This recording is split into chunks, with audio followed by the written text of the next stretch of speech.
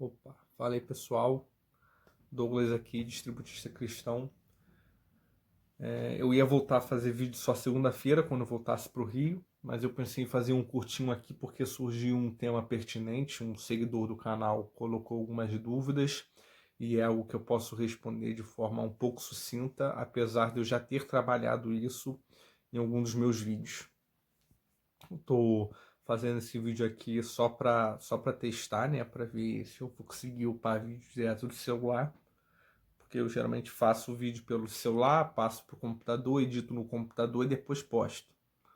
Eu vou fazer esse vídeo para ver como é que fica a qualidade, como é que demora o tempo para upar pelo celular. E eu tô meio entediado também, eu tô aqui em Cabo Frio, né, eu tô há uma semana aqui, mas o tempo hoje não tá bom, choveu ontem, choveu hoje, então hoje eu tô aqui dentro de casa. E aí pensei, vou aproveitar esse tema para fazer um vídeo. O vídeo vai ser mais uma vez uma abordagem a respeito de teoria econômica e fazendo uns contrapontos com algumas teses liberais. Um rapaz ele veio me perguntar, né, do distributismo, qual seria exatamente a vantagem de descentralizar a economia, por que o serviço assalariado é supostamente um problema, ou por que a centralização do capital é um problema, e qual seria a vantagem da descentralização de serviço. Então, eu vou dar um exemplo e todo esse contexto é bom para mostrar algumas falácias liberais. Por exemplo, vamos supor o McDonald's.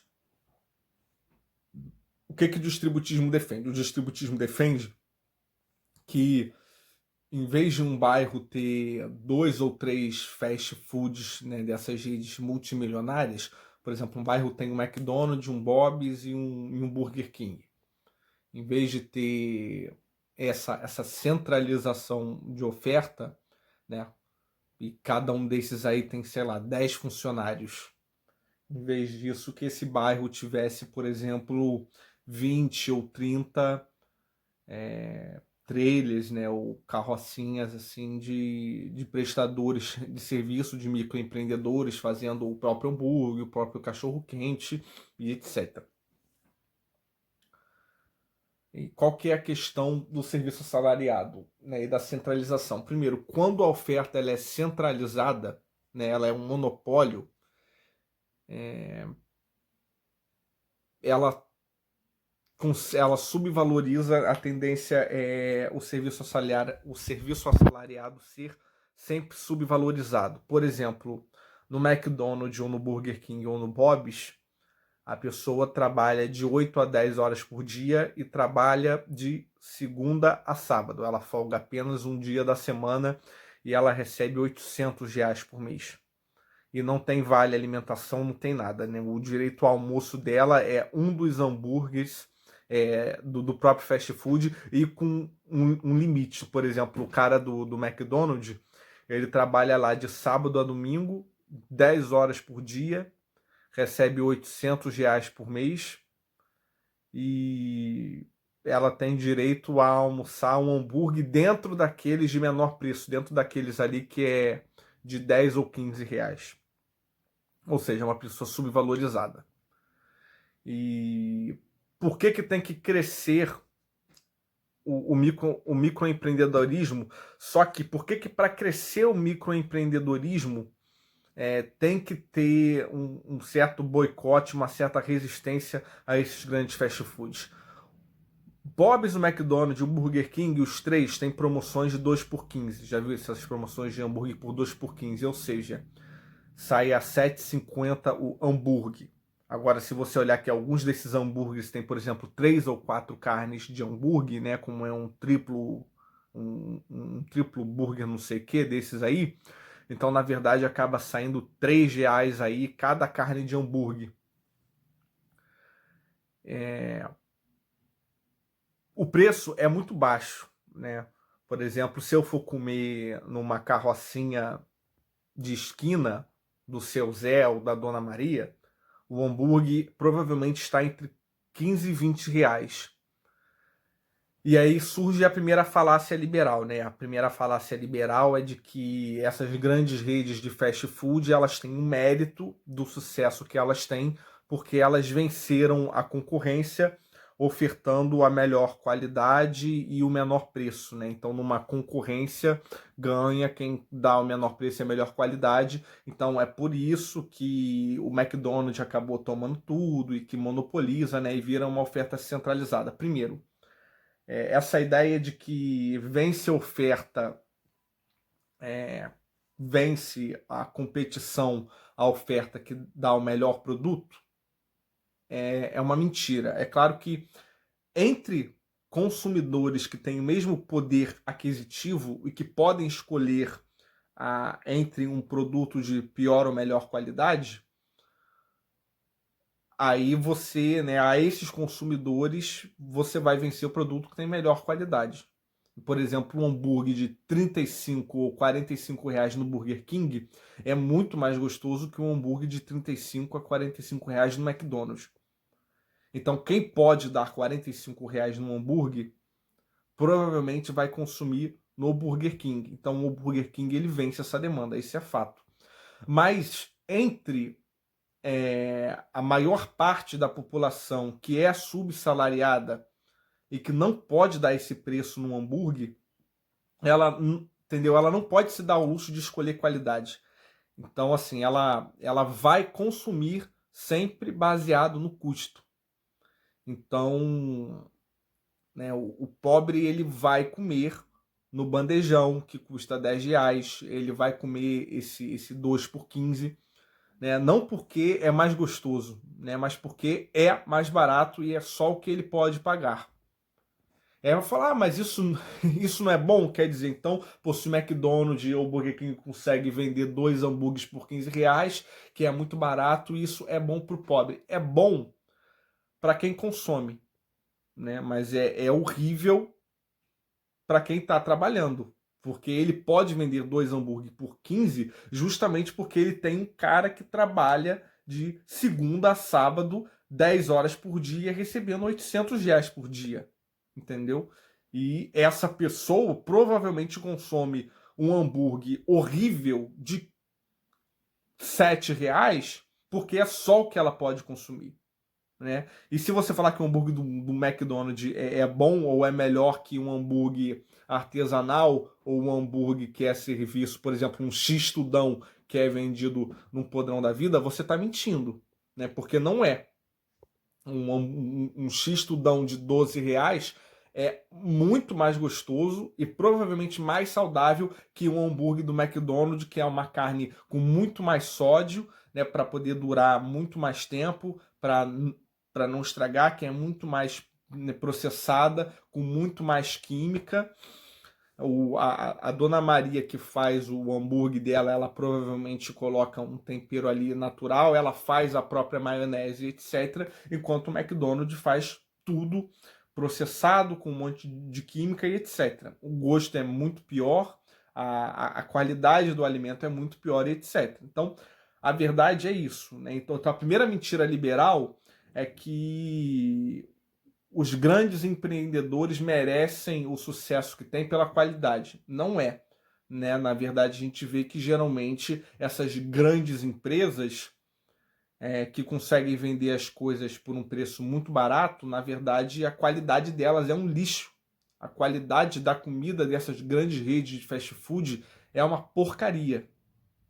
Entendeu? Então eles não venceram por causa da qualidade, eles venceram por causa do baixo preço, mas eles só conseguem ter baixo preço por quê? Porque eles subvalorizam a sua mão de obra e porque eles tiveram um capital de entrada, eles têm capital de entrada para comprar máquina e para comprar o seu produto, né, em atacado. Por exemplo, a Dona Maria, ela vai lá no supermercado ao lado e ela vai comprar 30 hambúrgueres, porque é a média que ela consegue vender numa tarde inteira, de 6 horas da tarde até 11 horas da noite. Agora, o McDonald's, ou ele tem a máquina que faz o próprio hambúrguer, né? Então ele joga lá a carne, a máquina processa tudo e cospe aquela pasta, né, que faz aquele hambúrguer que é frito na hora, ou ele compra atacado, ele vai comprar um lote de 10 mil hambúrguer para vender aquilo ali a semana inteira. Então, quando ele compra isso em atacado, ele vai comprar isso a metade do preço ou a um terço do preço. Entendeu? Você disse que eu sou orçamentista, eu trabalho comprando coisa em atacado para licitação. Então, quer dizer, quando você compra em atacado, você consegue comprar coisa a um terço do preço. Entendeu? Então, o capital de giro, né, e o capital de entrada para o cara que já é rico e começa investindo, comprando máquina e comprando as coisas em atacado, porque ele é uma oferta centralizada, é um monopólio, ele consegue baratear muito o custo daquilo que ele produz. Então, cada hambúrguer que ele compra sai, sei lá, a 30, 50 centavos, enquanto cada hambúrguer que a Dona Maria compra sai, por exemplo, a R$ 1 ou R$ 1,50. Então, naturalmente, o preço por hambúrguer dela já vai ter que ser maior para ela conseguir competir com o McDonald's. Entendeu? O segundo ponto é a quantidade. Como a Dona Maria não tem a máquina e ela não tem 10 ou 15 pessoas que trabalham para ela, e ela não recebe parte do lucro da venda do trabalho dessas pessoas, então ela trabalha sozinha, ou no máximo trabalha ela e o marido dela, ela vai vender, não sei, quatro ou 5 hambúrgueres por hora, enquanto o McDonald's está vendendo 30, 40 hambúrgueres por hora. Entendeu? Então, como o McDonald's vende muito mais hambúrguer por hora, o dono do McDonald's, né, ele pode vender esse produto aí a um preço muito menor, porque o lucro que ele tem por hora ainda satisfaz as necessidades básicas dele. Inclusive, muito além de necessidades básicas, né? Na verdade, ele tem lucros multimilionários. É um super lucro que ele tem. Então, essa economia centralizada, apesar de, graças a essa economia centralizada, a gente tem preços tão baixos, né? Mas esse preço baixo, ele sai a um custo muito grande, que são pessoas subvalorizadas. Não adianta essas pessoas estarem comendo tão barato se elas são escravas de aluguéis, porque elas não conseguem juntar dinheiro para comprar a própria casa. Entendeu? Elas recebem R$ 800 por mês, pagam R$ 400 de aluguel, então sobra R$ 400 para elas sobreviverem. O almoço dela tem que ser R$ 10, o hambúrguer dela tem que ser R$ 10, porque ela fecha o mês com isso e não sobra nada para lazer. Entendeu? Essa é a questão. Então, assim, não existe essa coisa de que, vence a competição no livre mercado, quem tem a melhor qualidade, então isso é mérito. Não. Entendeu? Venceu a competição quem tinha dinheiro para entrar com um volume de capital muito grande para conseguir automatizar a sua produção de forma industrializada e que pode comprar tudo em atacado e que subvaloriza a mão de obra dos seus funcionários. Então, por exemplo, o primeiro passo para melhorar a qualidade de vida das pessoas e para as pessoas se emanciparem seria melhorar os salários, né? Esses vendedores aí de fast food que recebem R$ 800 mensais tinham que receber, sei lá, R$ 1.200, R$ 1.300. E aí vem a objeção liberal. Olha, se aumentar o salário dessas pessoas, o custo do hambúrguer vai aumentar. E aí supostamente não adianta de nada, né? Então não adianta você lutar por salário mínimo se o preço dos produtos dessa empresa aumentar. Porque supostamente se o custo da mão de obra aumentar, para a empresa manter o mesmo lucro, ela vai ter que aumentar o preço do produto. Primeiro, a empresa não tem que manter o mesmo lucro. A primeira objeção é essa. A empresa está tendo super lucro. Entendeu? Ela tem lucro multibilionário, enquanto o funcionário dela trabalha para sobreviver. Ela não tem que ter esse super lucro, entendeu? A quantidade de lucro que ela tem, ela consegue sim aumentar o salário dos seus funcionários de 800 para R$ 1.200 e continuar vendendo o hambúrguer ao mesmo preço, sim.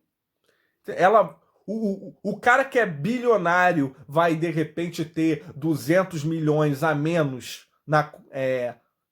no lucro final dele, depois de abater imposto, depois de abater conta de luz, etc., vai. E foda-se, porque tem que ter mesmo.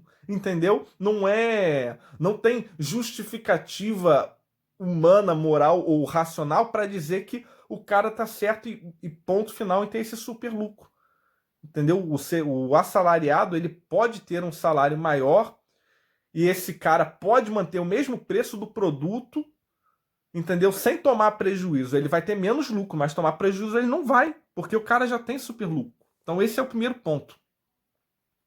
Certo? Então, quando o funcionário tiver um salário maior, agora que ele tem um salário maior, ele passa a ser uma demanda com gozo, com o direito de gozar a escolha de preferir por qualidade. Entendeu? Então, se o McDonald's aumentar os salários e manter o preço do hambúrguer a 2 por 15, que ainda é um preço muito menor, né? Porque, por exemplo, para a Dona Maria sobreviver, né, ela precisa vender o hambúrguer dela a R$ 20 ou a R$ 25. Entendeu? Então, assim, ela não consegue vencer a competição com o McDonald's em preço. Não tem como, ela não consegue vencer essa competição. Então, o preço dela tem que ser maior, apesar do hambúrguer dela ser muito gostoso. E agora, quando o pobre receber um salário maior, ele vai poder optar. Olha só, eu prefiro comer comprando um hambúrguer de 20 ou R$ 25 na Dona Maria para ajudar ela, que é microempreendedora, do que pagar 2 por 15 nesse lixo que é esse hambúrguer do McDonald's.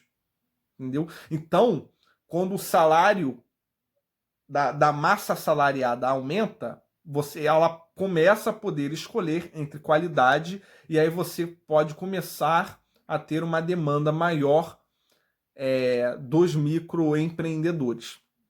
Agora, vamos supor que é verdade que o McDonald's ou Burger King, ou seja lá o que for,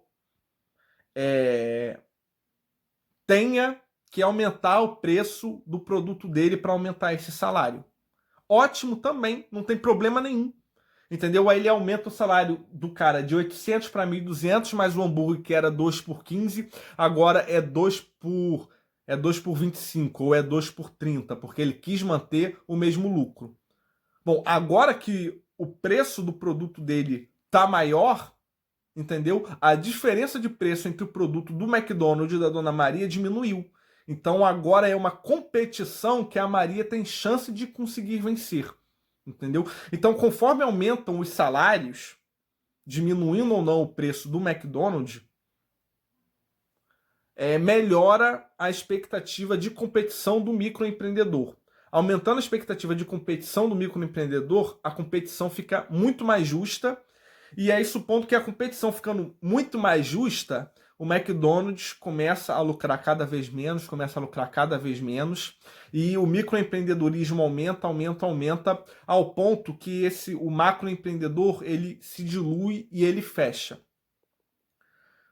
Ah, mas então aquelas pessoas que trabalhavam para o McDonald's vão ficar desempregadas? Não, aquelas pessoas que trabalhavam para o McDonald's, elas podem começar a serem empregadas desses microempreendedores, entendeu? Então, vai chegar um ponto, o microempreendedor, como agora ele está competindo com vários outros, talvez ele queira começar a empregar, então vai começar a crescer o serviço assalariado, mas com certeza um serviço assalariado é muito mais justo e muito mais saudável do que num mercado centralizado. Então, o McDonald's fechou.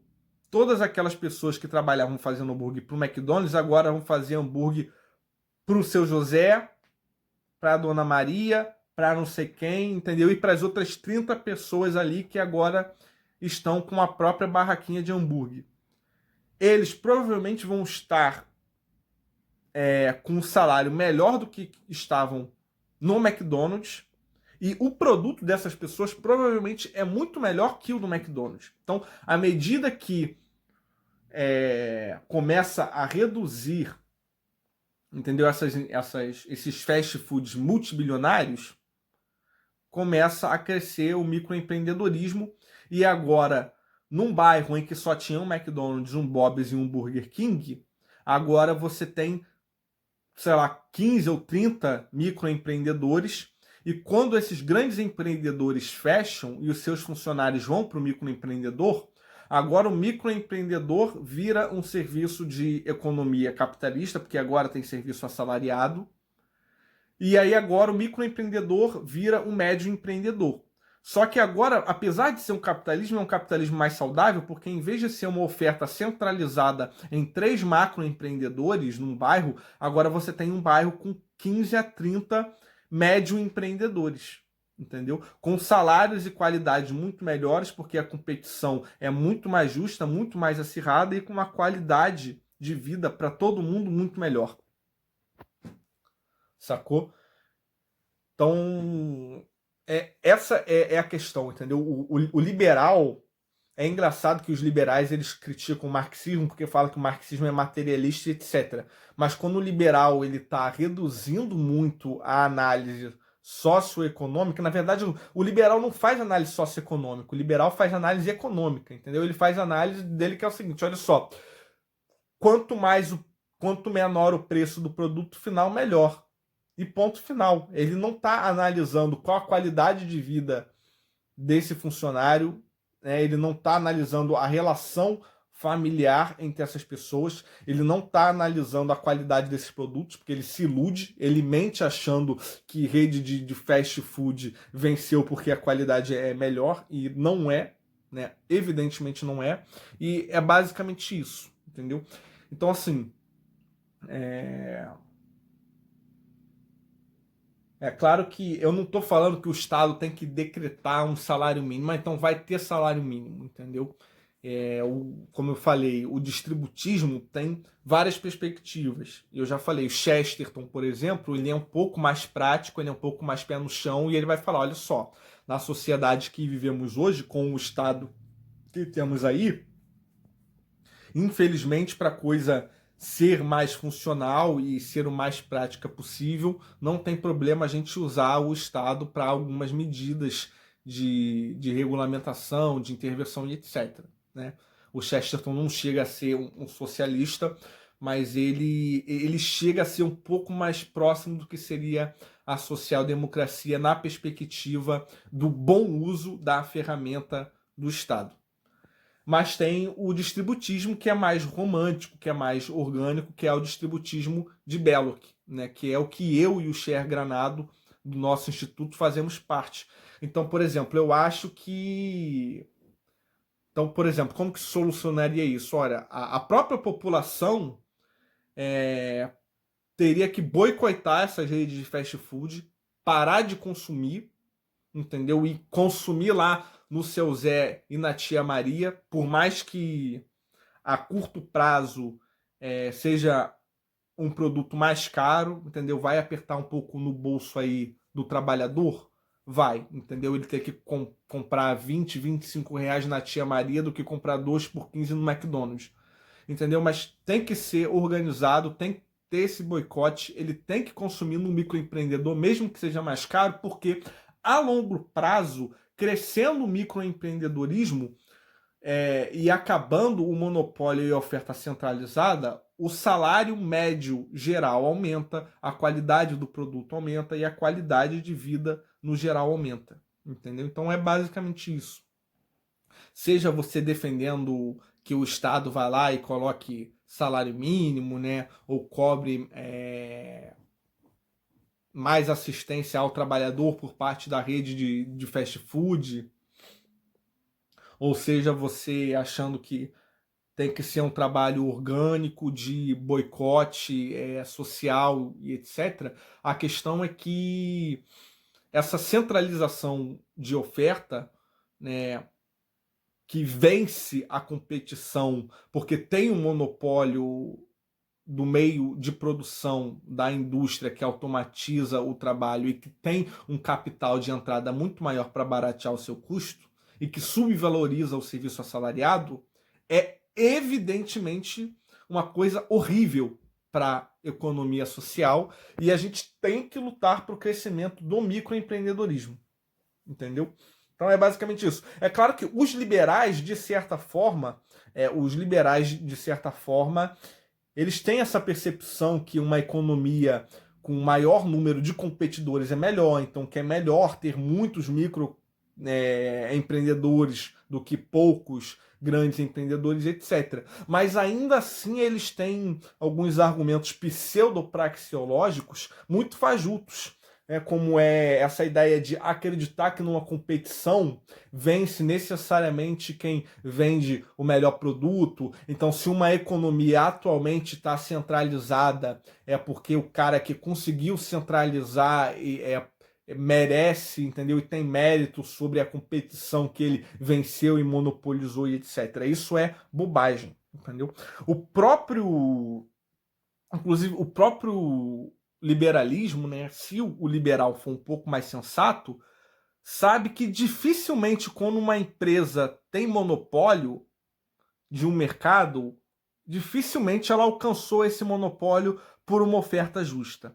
Como eu já falei, na Inglaterra, por exemplo, os caras que venceram a corrida da industrialização e se industrializaram primeiro, conseguindo vencer essa disputa, forçando o trabalhador rural a ter que se assalariar por não conseguir mais competir com os preços que agora eram baixíssimos dessa nova produção industrial, esse cara não tem mérito nenhum na forma que ele venceu a corrida industrial, porque não foi um cara que com o próprio dinheiro desenvolveu a própria máquina e etc. Não foi isso que aconteceu, entendeu? Esses caras, eles pegaram um empréstimo no banco, no máximo para financiar a pesquisa de algum cientista, esse cientista aqui que desenhou o projeto da máquina, mas assim que tiver no projeto da máquina, o que eles fazem? Eles vão até o Estado, e pedem, eles abrem um processo licitatório, pedindo um investimento do Estado para o Estado investir na construção dessa máquina e etc. E aí o cara, com a ajuda do Estado, ele consegue se industrializar. A industrialização sempre foi isso, entendeu?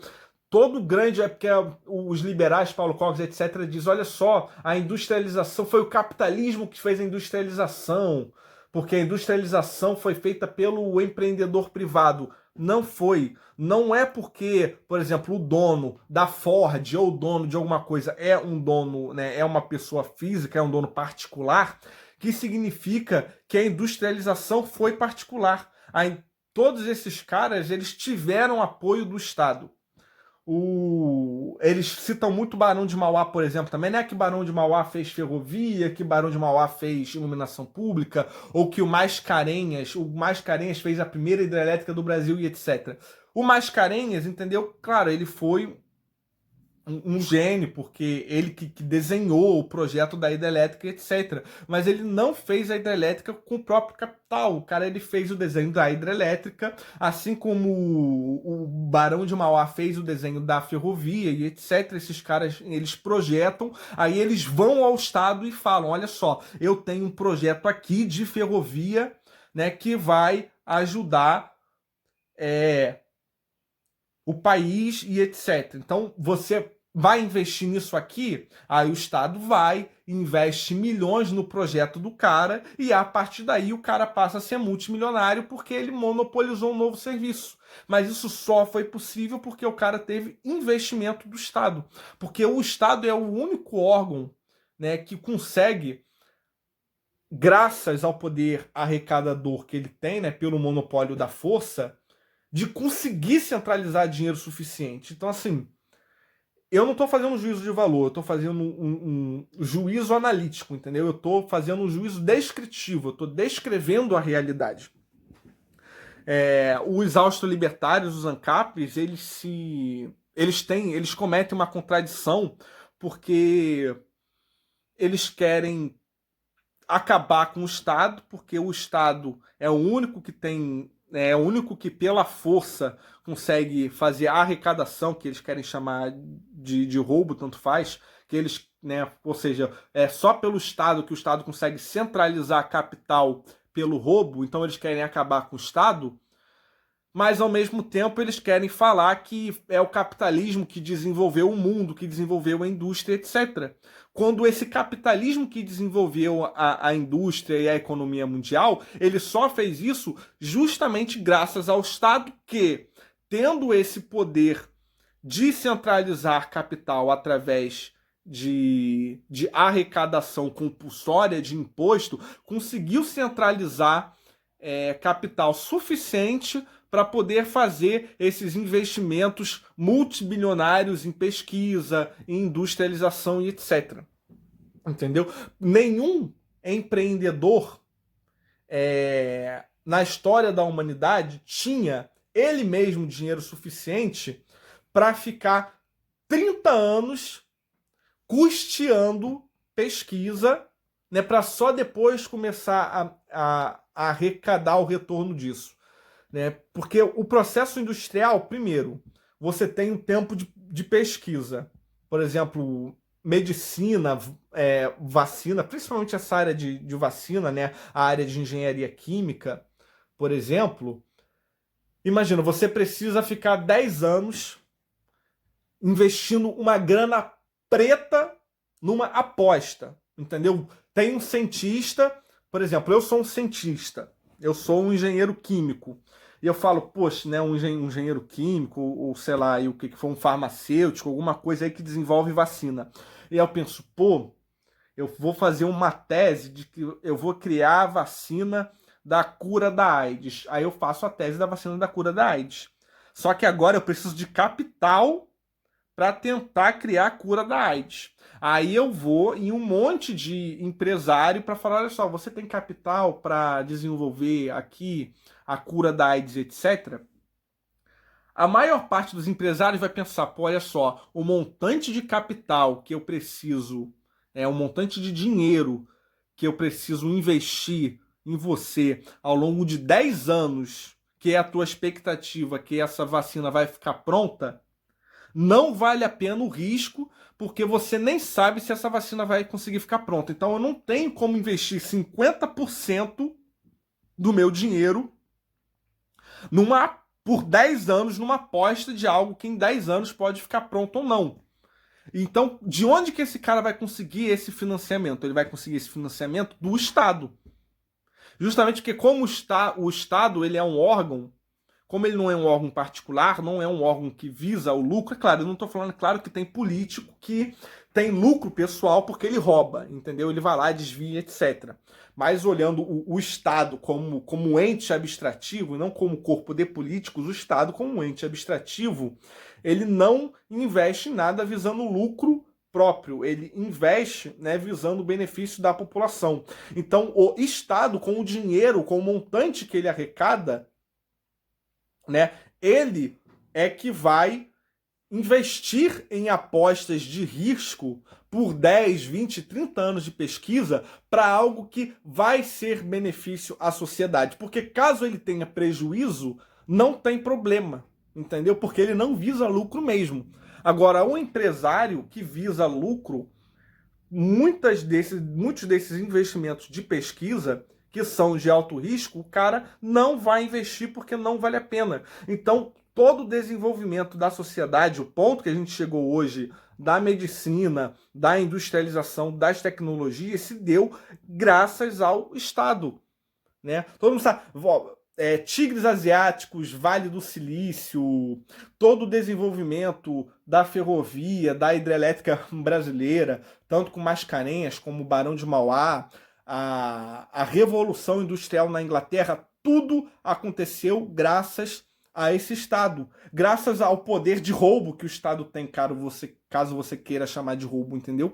Então, ou se você quiser acabar com o Estado, tudo bem, você acaba com o Estado, mas o anarcocapitalismo nunca vai ter o desenvolvimento que se consegue ter com o Estado, entendeu? E o capitalismo que temos hoje, esses caras aí que monopolizaram algumas áreas do mercado, eles não monopolizaram porque venceram a concorrência, eles monopolizaram justamente porque eles tiveram processo licitatório com o Estado, receberam financiamento do Estado para vencer a corrida da industrialização, para comprar máquina e etc., ou tiveram poder de capital suficiente para pegar um empréstimo do banco, tem poder de capital suficiente para comprar as coisas em atacado, um monte de coisa que é impossível o microempreendedor conseguir concorrer.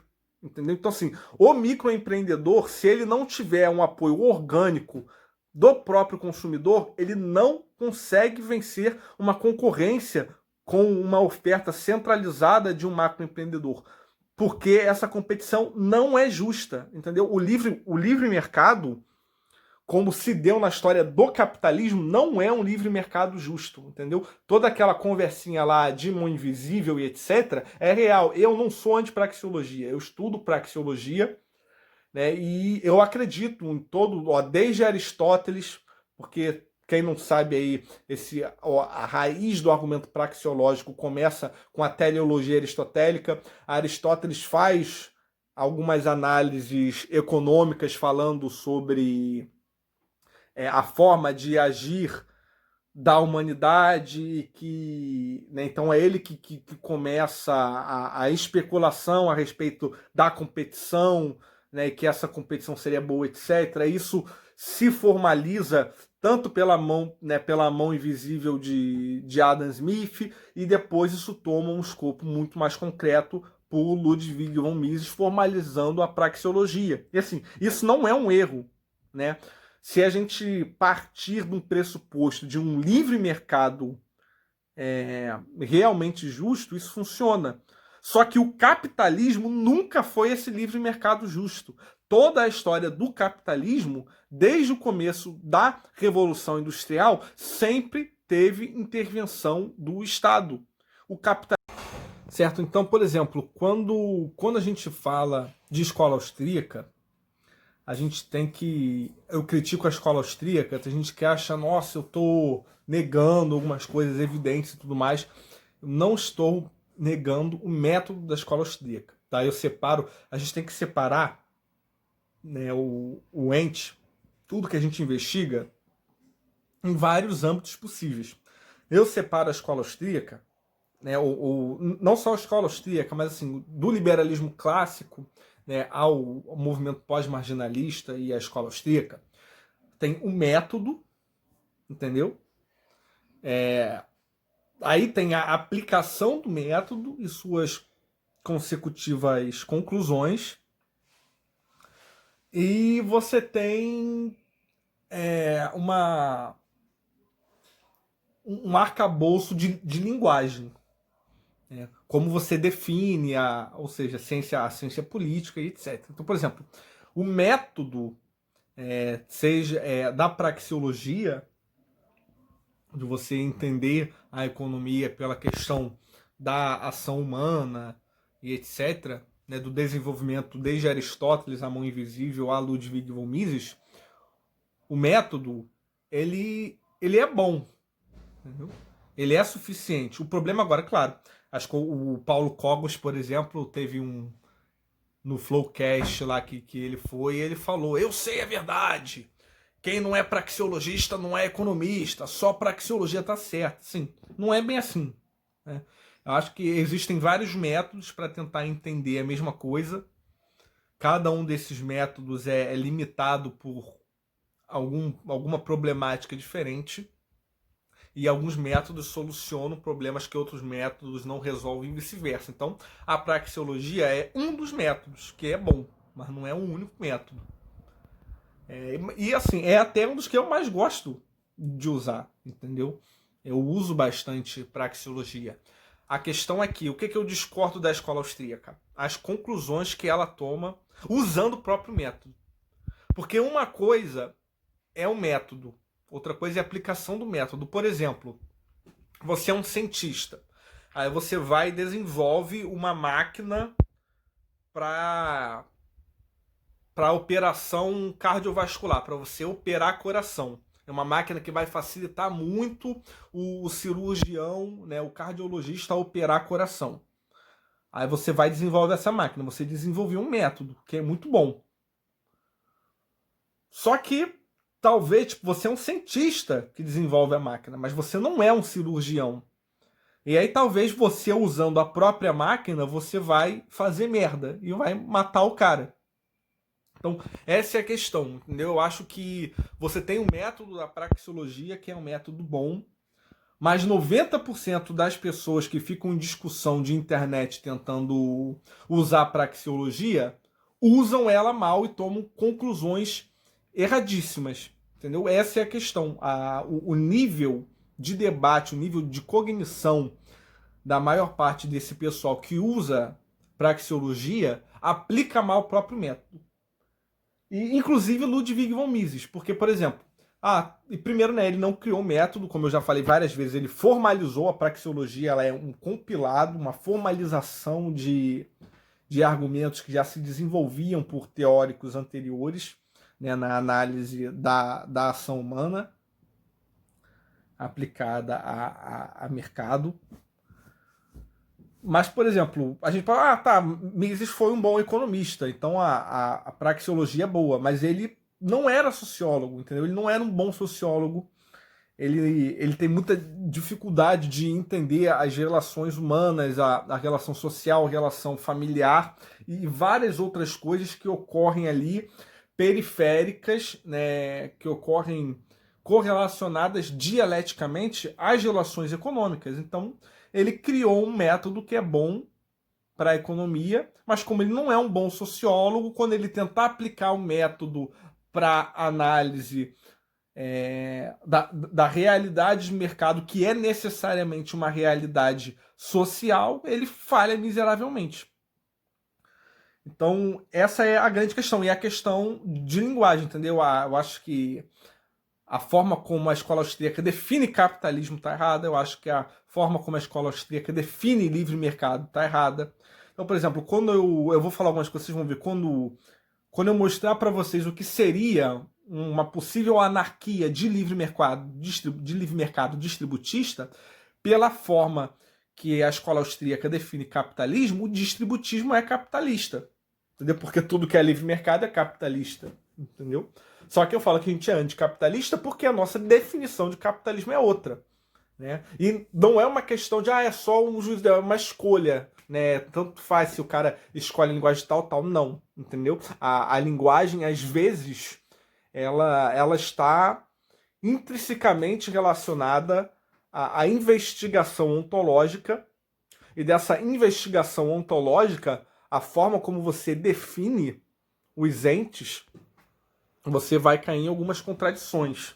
Entendeu? Então eu falo que a linguagem, a forma como a EA define esquerda, define comunismo, defende livre mercado, define capitalismo, é errado porque cria várias aporias. Quando você tenta pegar o que é comunismo, o que é esquerda, o que é direita e fazer um discernimento de estricto senso em várias manifestações que ocorrem dentro desses sistemas, você vai vendo que essas definições não são suficientes porque começa a causar um monte de contradição.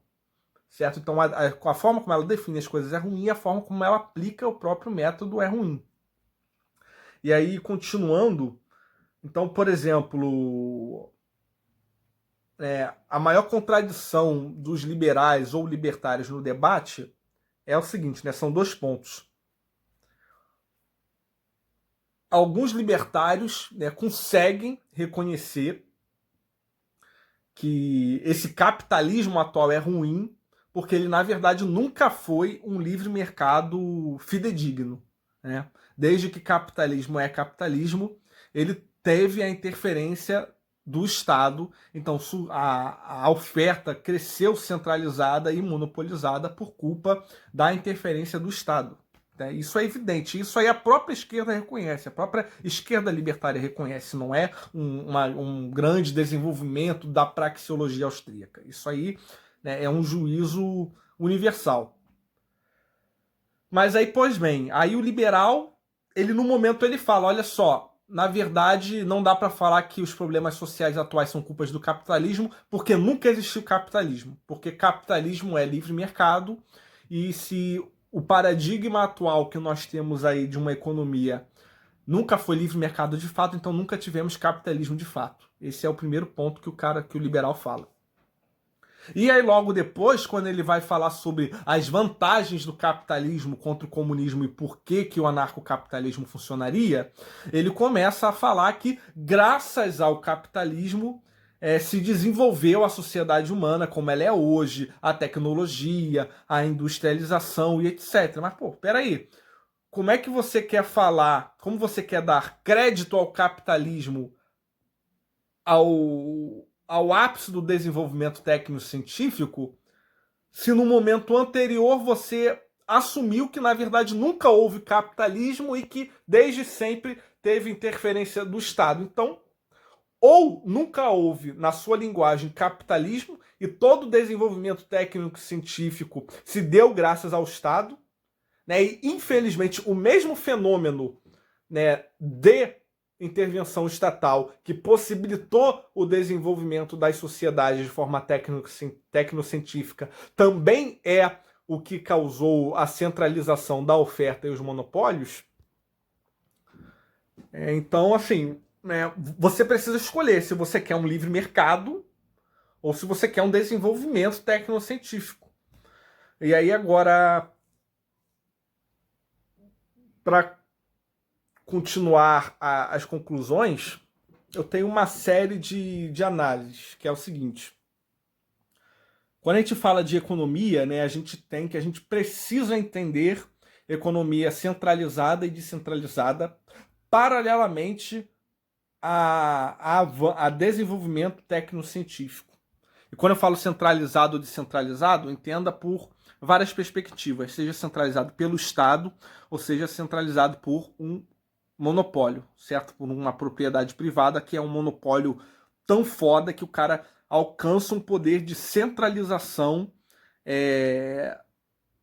do capital tão grande quanto o Estado conseguiria centralizar. Então, se você defende, né, que as sociedades humanas têm que continuar tendo um desenvolvimento tecnocientífico, você precisa defender de alguma forma a possibilidade de centralização do capital capaz de investimento nesse desenvolvimento, certo? E isso só vai ser possível se a economia for centralizada, entendeu? Infelizmente, ou seja, ou um Estado muito forte que com a arrecadação centraliza muito capital para fazer esse tipo de investimento em pesquisa, em industrialização e etc., né? Ou você vai ter um monopólio, entendeu? Um monopólio privado com um lucro tão exorbitante que ele pode fazer investimentos de pesquisa de risco sem se preocupar, porque o cara é tão, né, ele centraliza tão capital, ele é dono assim de parte da economia mundial que ele pode se dar ao luxo de gastar aí bilhões, centenas de bilhões em pesquisas multibilionárias que vão durar 2 ou 3 décadas.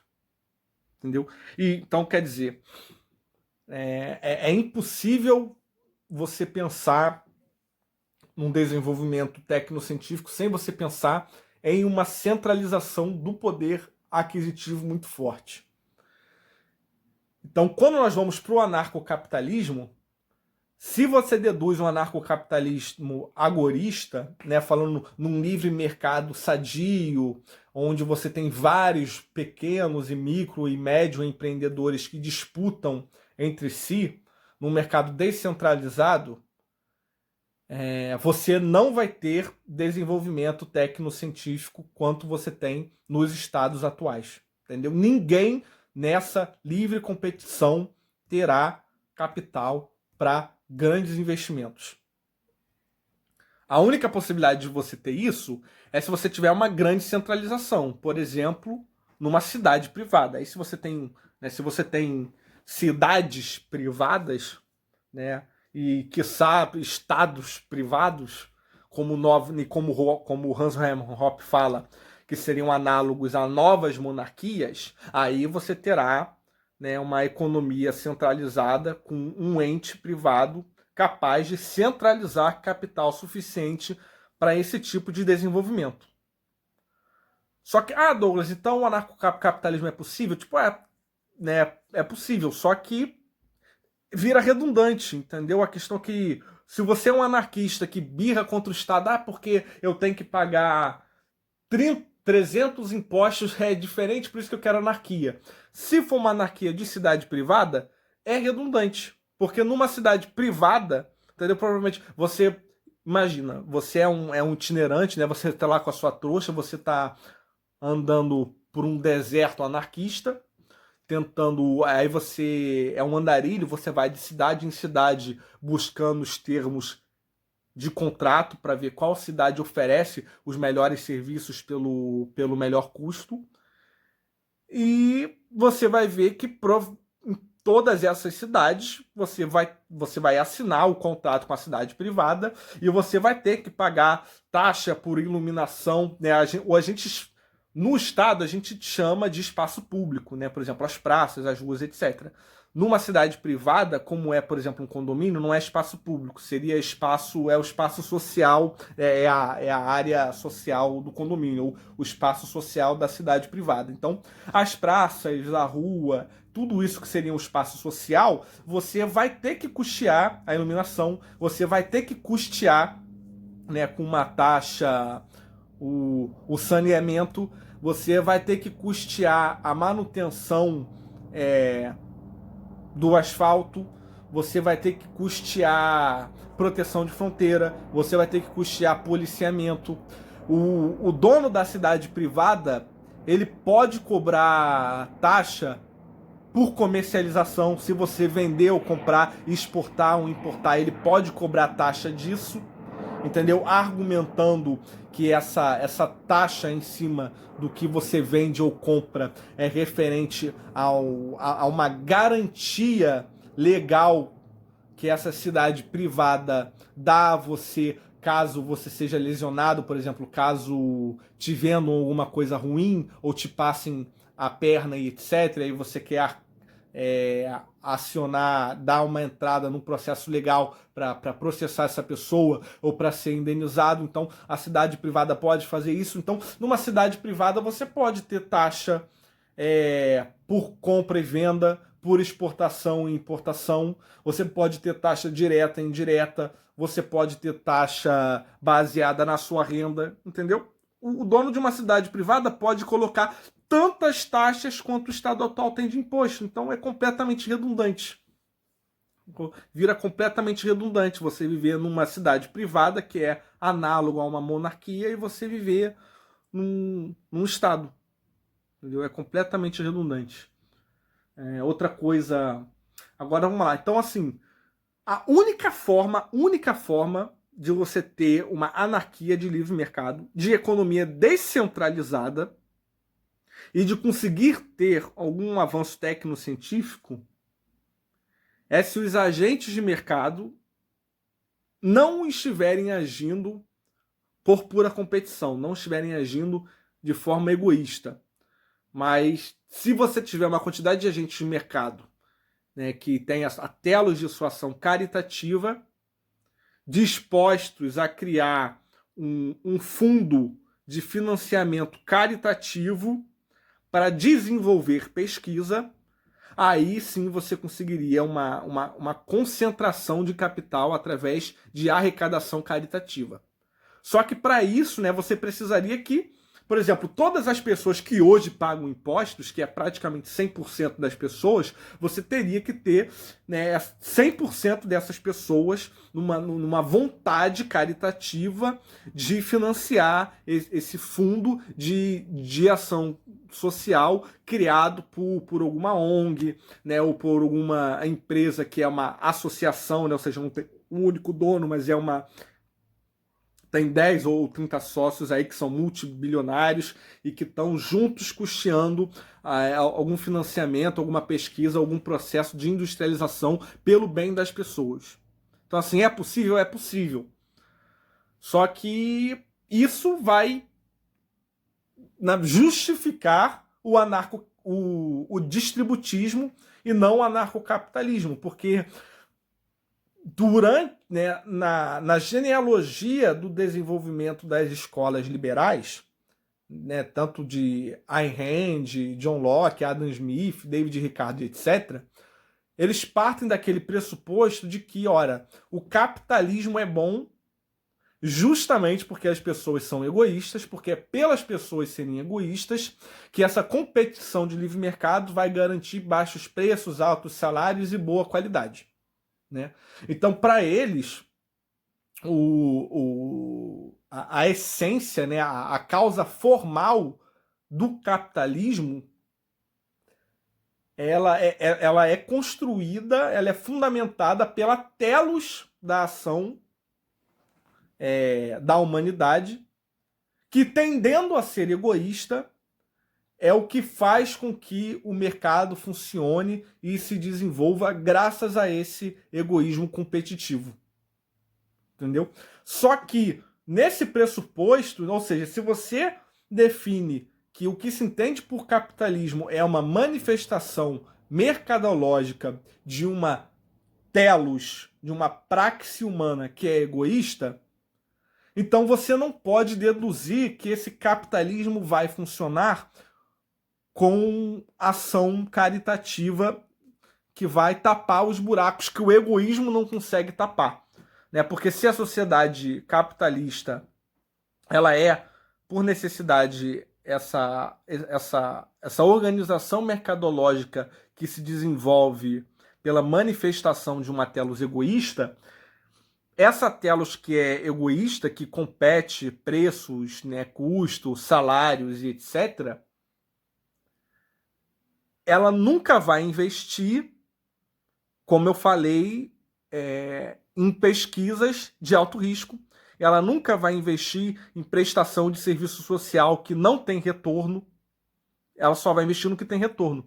Isso era reconhecido pelos próprios liberais clássicos. Entendeu? Os liberais clássicos, não só, por exemplo, John Locke, Adam Smith, Friedman, todos eles defendiam o Estado mínimo porque eles percebiam isso. Ora, eu consigo justificar pela mão invisível um mercado suficientemente autorregulado pela telos competitiva. Mas existem prestações de serviços sociais necessárias e que não são lucrativas. E se esse livre mercado funciona porque é egoísta, esses serviços essenciais não lucrativos não vão ser prestados por essa livre iniciativa. Então, para esses serviços não lucrativos, é preciso o Estado. Entendeu? Eles reconheciam isso. Então, se você for para o anarcocapitalismo, baseado nessa praxeologia comum de mão invisível e etc., você não pode defender um argumento baseado em egoísmo.